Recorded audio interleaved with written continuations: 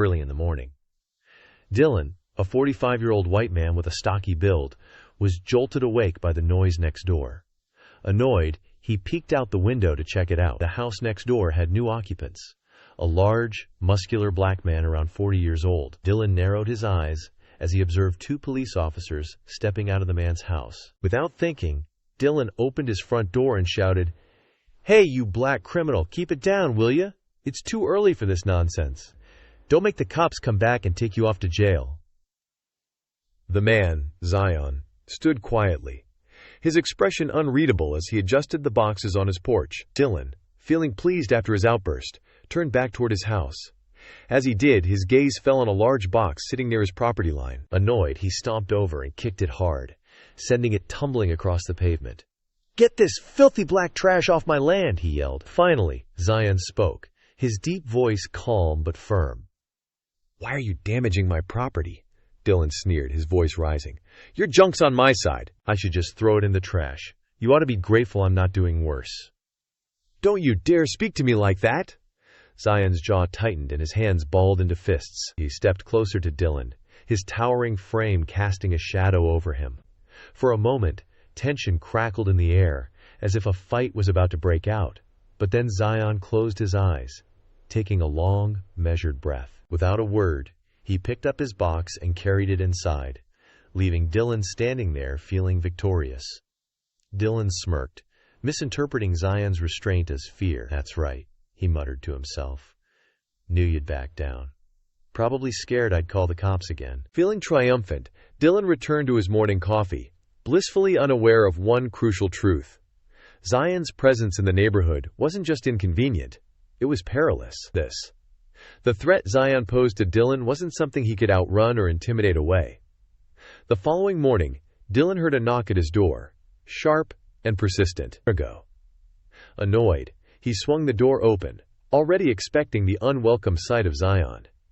Sure enough, there he was, holding a plate of cookies, his face a careful mask of politeness. "I made these to introduce myself," Zion said, his voice calm, almost too calm.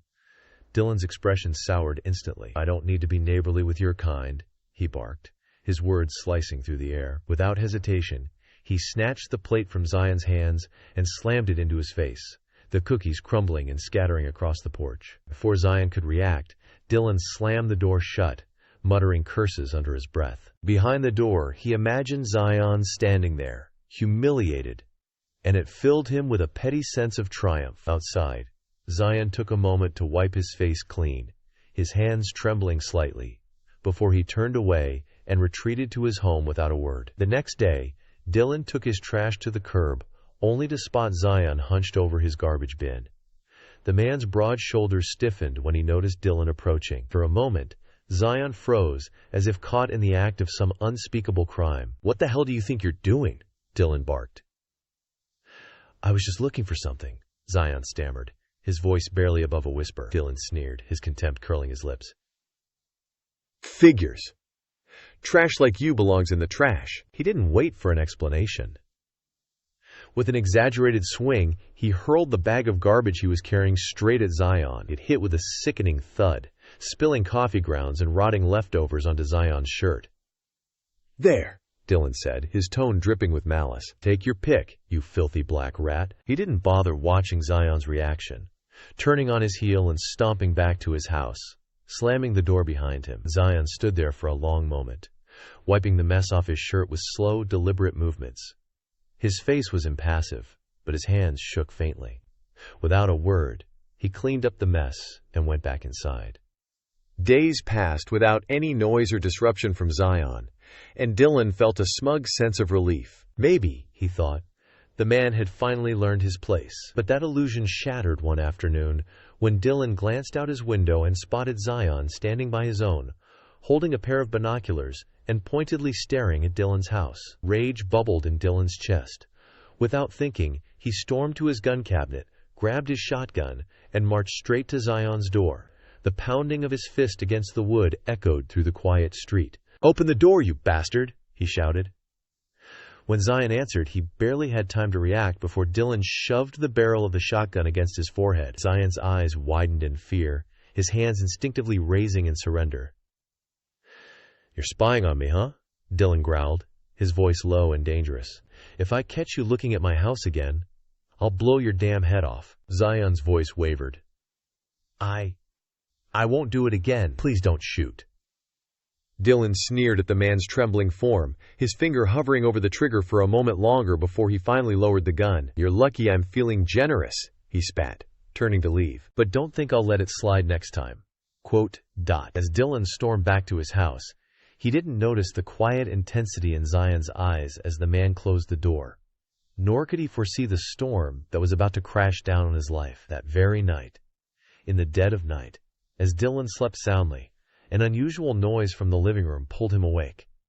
Instantly, his instincts kicked in. He grabbed his iPad and checked the security cameras. It was Zion. He had broken into the house and was trying to crack open the safe in the living room. Dylan sneered. "That damn rat's dead tonight. I'm going to catch him." Quietly, he retrieved his gun and made his way down to the living room. As he approached, something caught his eye. The secret door leading down to the basement was wide open. Dylan's calm composure slipped into a cold panic. He rushed to the basement, where he found Zion, phone in hand, filming the stash of drugs surrounding them. The entire basement was a warehouse of illicit substances.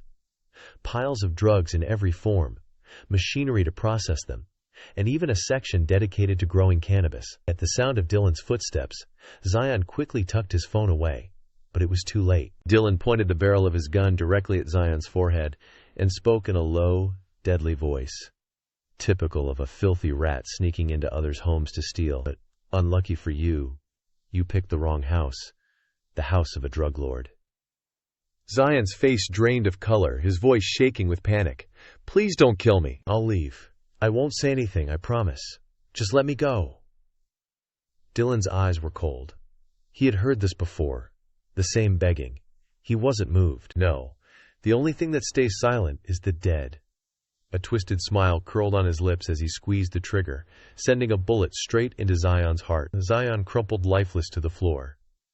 Dylan grinned, thinking he had just disposed of another worthless thief. He felt no guilt for taking a life. Instead, he retrieved a sharp knife, still chuckling to himself, muttering, "You'll be fertilizer for my weed." He was a cold-blooded man. Just as he was about to dismember Zion's body, the sudden blast of gunfire from outside shattered his thoughts. Dylan grabbed his own weapon, ready to confront whoever dared disrupt his territory. But then, something impossible happened. Zion, covered in blood but seemingly unaffected by the bullet, sprang to his feet as if nothing had happened. Dylan stood frozen, unable to comprehend what he was seeing. Zion flashed a smirk, meeting his eyes, and said, "You've been tricked." Before Dylan could react, the door flew open and police officers swarmed in, taking him down in seconds. It wasn't until they had him in handcuffs that Dylan finally fought back, struggling and screaming, "Let me go! That damn black bastard deserves to die!" But it was too late. He was caught, charged with drug trafficking, manufacturing, and murder. As the officers dragged him up the stairs, Dylan, still in shock, shouted at Zion, "Who the hell are you?" Zion, no longer the fearful man Dylan had seen moments before, answered calmly, "I'm the head of the anti-drug squad.